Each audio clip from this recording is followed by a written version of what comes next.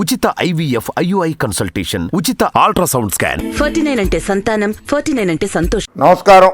అందరూ బాగుండాలి, అందులో మీరుండాలి, మీ కుటుంబ సభ్యులు ఉండాలి, మీ బంధుమిత్రులు ఉండాలి, నేనుండాలి, నా కుటుంబ సభ్యులు ఉండాలి, బంధుమిత్రులు ఉండాలి, ఈ ప్రపంచం ఉండాలి, సమాజం ఉండాలి. సావుకి రేవుకి కేసులకి ఏమాత్రం భయపడకుండా ధైర్యంగా నిర్భయంగా నిత్యం నగ్న సత్యాలతో మీకు మరిన్ని మంచి వీడియోలు అందిస్తామని వాగ్దానం చేస్తున్న మమ్మల్ని మనసారా హృదయపూర్వకంగా ఆశీర్వదించండి. ఏ సినిమా వాళ్ళతోటో నేను వాళ్ళ ప్రకటనలకి డబ్బులు కట్టుకోలేక నా అంతటి నేనే అడుగుతున్నాను. దయచేసి మీరు చూస్తున్న యూట్యూబ్ ఛానల్ని బంధుమిత్రులకు షేర్ చేయండి, వారితోటి సబ్స్క్రైబ్ చేయించండి. మీరు కూడా సబ్స్క్రైబ్ చేయండి. ఎన్నికలు వస్తున్నాయి, ఆంధ్రప్రదేశ్ శాసనసభ ఎన్నికలు వస్తున్నాయి. మరో 2 నెలల్లో రాష్ట్రంలో రాజకీయ వాతావరణం వేడెక్కిపోయింది. చంద్రబాబు నాయుడు గారు కుట్రలో కుతంత్రాలు, నీచ నికృష్ట దౌర్భాగ్యాలు ఇచ్చే లఫంగే రాజకీయాలు చేయటంలో దిట్ట.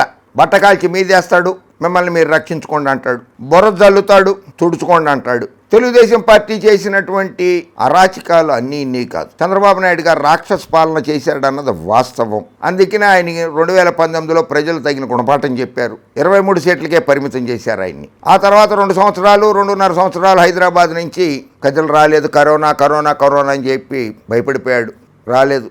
ఆ తర్వాత నుంచి బయటకు వచ్చారు. నిత్యం అసత్యాలు చెప్తూ జగన్మోహన్ రెడ్డి గారి ప్రభుత్వం మీద రాళ్ళు విసుస్తున్నారు. ఆయనకు తోడుగా పచ్చముట్ట పచ్చ మీడియా ఉంది కదా, వాళ్ళు చేస్తున్నారు. అయినా సరిపోలేదు. ఆయన ఇంకొంతమందిని పోగేసుకోవాలి. అలా పోగేసుకోవటంలో గబ్బర్ సింగ్ గారు అంటే ఆయన వేషం వేశాడండి. పవన్ కళ్యాణ్ గారు జనసేన పార్టీతో పొత్తు. అలాగే జగన్మోహన్ రెడ్డి గారిని 16 నెలలు జైల్లో పెట్టించి అక్రమ కేసులు బనాయించి హెలికాప్టర్ ప్రమాదంలో స్వర్గస్థులైనటువంటి వైఎస్ రాజశేఖర రెడ్డి గారిని మరణానంతరం ఛార్జ్షీట్లో పేరు నమోదు చేయించి కక్ష తీర్చుకున్నటువంటి కాంగ్రెస్ పార్టీలోకి షర్మిలమ్మ గారు తోటి పార్టీ పెట్టించిన పార్టీని రద్దు చేయించి కాంగ్రెస్ పార్టీలో తనకున్న సంబంధాలతోటి బెంగళూరు వెళ్ళి డీకే శివకుమార్ తోటి సంప్రదింపులు జరిపి షర్మిలక్కను ఒప్పించి కాంగ్రెస్ పార్టీలో వైఎస్ఆర్ తెలంగాణ పార్టీని విలీనం చేయించారు. ఎవరు? చంద్రబాబు నాయుడు గారే. ఆయన అన్ని పార్టీల్లోనూ అన్ని వ్యవస్థల్లోనూ ఆయన మనుషులు ఉండిపోవాలి. జగన్మోహన్ రెడ్డి గారి ఇంట్లో చిచ్చు పెట్టాడు చంద్రబాబు నాయుడు. వైఎస్ వివేకానందరెడ్డి గారి హత్య జరిగింది 2018 డిసెంబర్ 15. అప్పుడు ముఖ్యమంత్రి నారా చంద్రబాబు నాయుడు గారే ఉన్నాడు. ఆయన 2 స్పెషల్ ఇన్వెస్టిగేటివ్ టీమ్స్ని వేశాడు. అవేం పనిచేసేయో లేదో తెలియదు, కానీ ఎక్కడా కూడా జగన్మోహన్ రెడ్డి గారి పేరు కానీ, వైఎస్ అవినాష్ రెడ్డి పేరు కానీ, వైఎస్ భాస్కర్ రెడ్డి గారి పేరు కానీ లేవు అందులో. సిబిఐ ఎంక్వైరీ కావాలని చెప్పి జగన్మోహన్ రెడ్డి గారి ఆంధ్రప్రదేశ్ హైకోర్టును ఆశ్రయించారు. సౌభాగ్యం గారు కూడా ఆశ్రయించారు.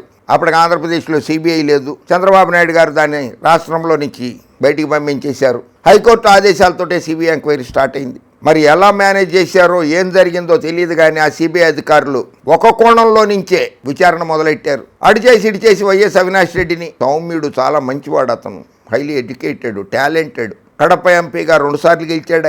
ఆయన అజాత శత్రువు, ఆయనకి శత్రువులే లేరు అసలు ఎవరు కూడా. అటువంటి అవినాష్ రెడ్డి తండ్రి గారు 70 ఏళ్ళు దాటినటువంటి వైఎస్ భాస్కర్ రెడ్డి గారిని కూడా ఆ కేసులో ఇరికించగలిగారు వాళ్ళు. అయినా వాళ్ళు మనోస్థైర్యాన్ని కోల్పోలేదు. న్యాయస్థానాలకు గౌరవిస్తున్నారు. న్యాయస్థాన ఆదేశాలను తూచా తప్పకుండా పాటిస్తున్నారు.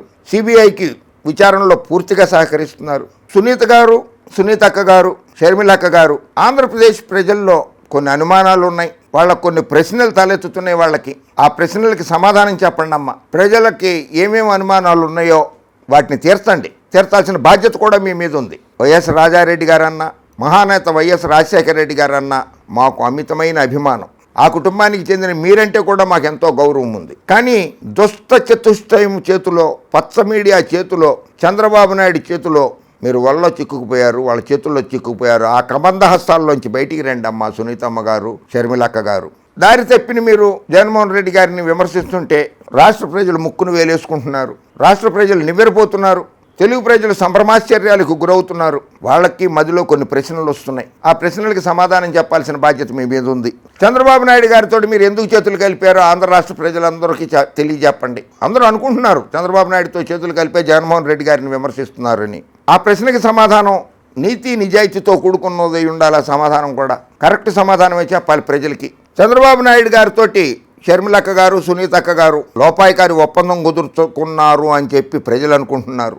అది నిజమో కాదో కూడా మీరు తెలియజెప్పండి ప్రజలకి. మీ ఇద్దరికి అంటే షర్మిలక్కకి, సునీతక్కకి భారీ ప్యాకేజ్ ఇస్తాను. జగన్మోహన్ రెడ్డి గారిని డ్యామేజ్ చేయండి, జగన్మోహన్ రెడ్డి ఇమేజ్ని డ్యామేజ్ చేయండి, భారతమ్మ ఇమేజ్ని డ్యామేజ్ చేయండి, అవినాష్ రెడ్డి ఇమేజ్ని డ్యామేజ్ చేయండి, వైఎస్ భాస్కర్ రెడ్డి గారి ఇమేజ్ని డ్యామేజ్ చేయండి. కడప జిల్లాలోనూ పులివెందుల్లోనూ వాళ్ళు ఓడిపోయేలాగా చేయండి. మీరు రాష్ట్రంలో జగన్మోహన్ రెడ్డి అధికారంలో నుంచి దిగిపోయేలాగా మీరు సహాయపడండి. మీకు భారీగా ఆర్థిక ప్యాకేజ్ ఇస్తానని చంద్రబాబు నాయుడు మీతో ఒప్పందం కుదుర్చుకున్నాడని చెప్పి ప్రజలు అనుకుంటున్నారు. ఇది విశ్వసనీయ సమాచారం కూడా. మరి ఈ ప్రశ్నకు కూడా సమాధానం చెప్పండి ఇద్దరు. జగన్మోహన్ రెడ్డి గారిని తీవ్ర ఇబ్బందులకు గురి చేయండి, మానసికంగా ఆయన్ని ఇబ్బంది పెట్టండి. దాని ప్రతిఫలంగా నేను మీకు విదేశాల్లో ఆర్థికంగా లాభం చేకూరుస్తానని చెప్పి చంద్రబాబు నాయుడు గారు మీకు మాట ఇచ్చారు అని వదంతులు వస్తున్నాయి, వార్తలు గుప్పమంటున్నాయి. ఇది నిజమా కాదో కూడా మీరిద్దరూ చెప్పండి అక్క, సునీతక్క, షర్మిలక్క. తెలంగాణ ఎన్నికలకు ముందు మొన్న మధ్య 2023లో జరిగిన శాసనసభ ఎన్నికలకు ముందు చంద్రబాబుతో రహస్యంగా సమావేశమైన మాట వాస్తవమా కాదా? ఇది కూడా తెలుగు ప్రజలకు చెప్పండి. షర్మిలక్క బ్రదర్ అనిల్ కుమార్కి సంబంధించినటువంటి కొన్ని కంపెనీలకి ఆర్థిక లబ్ధి చేకూర్చేలా 6 ఫైళ్ల మీద సంతకాలు పెట్టమని చెప్పి ముఖ్యమంత్రి జగన్మోహన్ రెడ్డి గారికి పంపిస్తే నేను సంతకాలు పెట్టను, ప్రభుత్వానికి మచ్చ వస్తుంది అని చెప్పి ఆయన తోసిపుచ్చిన మాట వాస్తవమా కాదా? ఇది కూడా చెప్పండి. మేము ఫైళ్లు పంపలేదని చెప్పండి. ఆంధ్రప్రదేశ్ ప్రజలకు అన్యాయం చేయలేను నేను అని చెప్పిన మాట వాస్తవమా కాదా? ఆంధ్రప్రదేశ్ ప్రజల మీద మమకారంతో అవినీతికి ఆస్కారం లేకుండా ఫైళ్ల మీద సంతకం పెట్టనందుకు జగన్మోహన్ రెడ్డి గారి మీద మీకు కోపం వచ్చి ఆయన్ని అనరాని మాటలు అంటూ జగన్ రెడ్డి అని ఒకసారి పిలుస్తారు, జాకో అని కూడా అన్నారు మీరు. ఎక్కడో నేను ఒక వీడియోలో విన్నాను. తప్పు పదం, ఆ పదం వాడకూడదు. ఒక ముఖ్యమంత్రి, అందులో సోదరుడు, అటువంటి ఆయన్ని అలా అనకూడదు మీరు. చంద్రబాబు రేవంత్ రెడ్డితో కలిసి ఒప్పందం కుదుర్చుకుని ఆంధ్రప్రదేశ్ రాష్ట్ర కాంగ్రెస్ అధ్యక్షురాలుగా నియమించబడ్డది వాస్తవమా కాదా షర్మిలమ్మ గారు? ఇది కూడా రాష్ట్ర ప్రజలకు తెలియజెప్పండి. చంద్రబాబు నాయుడు తోటి ఒప్పందంలో భాగంగానే సునీతమ్మ గారిని మీతో కలుపుకుని వెళుతున్న మాట వాస్తవమా కాదా షర్మిలమ్మ గారు? వైఎస్ వివేకానంద రెడ్డిని కిరాతకంగా దారుణంగా గొడ్డలతో నరికి చంపింది నేనే అని చెప్పినటువంటి వ్యక్తికి బెయిల్ పిటిషన్ వేసుకుంటే అడ్డెందుకు చెప్పలేదో సునీతమ్మ గారు, షర్మిలమ్మ గారు చెప్పాలి, తెలియపరచాలి రాష్ట్ర ప్రజలకి. బాబు గారి డైరెక్షన్లోనే వైఎస్ వివేకానంద రెడ్డి గారు ఎమ్మెల్సీగా పోటీ చేస్తే తెలుగుదేశం తరఫున పోటీ చేసినటువంటి బీటెక్ రవి గారితో వివేకానంద రెడ్డి గారిని ఓడించి ఎన్నికైనటువంటి బీటెక్ రవి గారితో మీరు ఎందుకు సన్నిహితంగా ఉంటున్నారో అనిల్ కుమార్ గారు కూడా వెళ్ళి ఆయన కలిశారు. ఎందుకు కలిశారో రాష్ట్ర ప్రజలకు తెలియజెప్పండి అమ్మ. వైఎస్ వివేకానంద రెడ్డి హత్యకు సంబంధించి చంద్రబాబు నాయుడు, లోకేష్ బాబు, తెలుగుదేశం పార్టీ నాయకులు పచ్చ మీడియా విషప్రచారం చేస్తుంటే, దుష్ప్రచారం చేస్తుంటే, ఎదురుంటి సందుంటి కుటుంబ పరువుని బజారుకి ఈడుస్తుంటే మీరెందుకు అడ్డుకోలేకపోయారో కూడా రాష్ట్ర ప్రజలకి తెలియజెప్పండి సునీతక్క గారు, షర్మిలక్క గారు. వైఎస్ఆర్ కాంగ్రెస్ పార్టీ నాయకులు, కార్యకర్తలు సోషల్ మీడియా మిమ్మల్ని ప్రశ్నిస్తుంటే మీరు బాధపడుతున్నారు కదా షర్మిలక్క, సునీతక్క.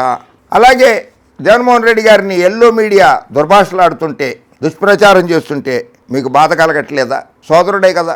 అవినాష్ రెడ్డి మీద కూడా అలాగే వార్తలు రాస్తుంటే మీకు బాధ అనిపించలేదా? భాస్కర్ రెడ్డి గారు జైల్లో ఉంటే మీకు బాధ అనిపించలేదా? మీ బంధువు కాదా భాస్కర్ రెడ్డి గారు?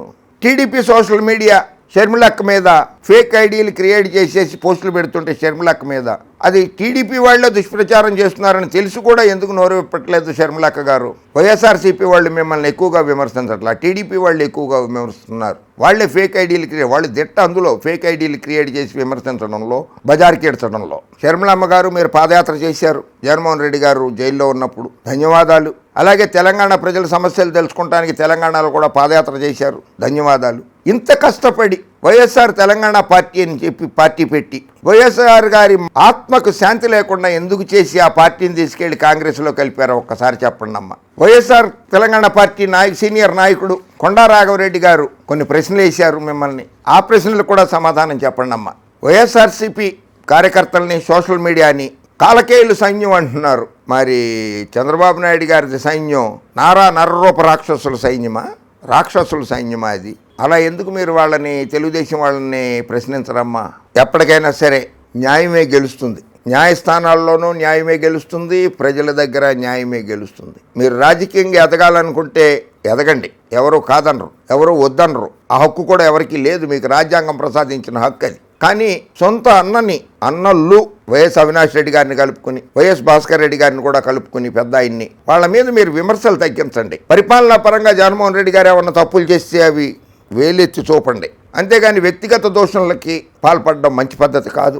మీకున్న గౌరవం, మీ తండ్రి గారు వైఎస్ రాజశేఖర రెడ్డి గారి మీద ఉన్న గౌరవం, రాజారెడ్డి గారి మీద ఉన్న గౌరవం చులకన కాకుండా ప్రజల్లో చూడాల్సిన బాధ్యత మీ మీద ఎంతైనా ఉంది సునీతమ్మ గారు, షర్మిలమ్మ గారు. జగన్మోహన్ రెడ్డి గారు తప్పు చేస్తే మేము కూడా నిలదీస్తాం ఆయన్ని. ఆయన ఇప్పటి వరకు పరిపాలన పరంగా ఎటువంటి తప్పులు చేయలేదు. 151 మంది ఎమ్మెల్యేలు గెలిస్తే 151 కంటే ఎక్కువ సంక్షేమ పథకాలు ప్రవేశపెట్టాడు జగన్మోహన్ రెడ్డి గారు. వైఎస్ అవినాష్ రెడ్డి మీద ఒక్క అవినీతి కేసు చూపించు, ఒక భూ కబ్జా కేసు చూపించలేరు మీరు. ఆయన అటువంటి పనులకు చాలా దూరంగా ఉంటాడు. జై హింద్.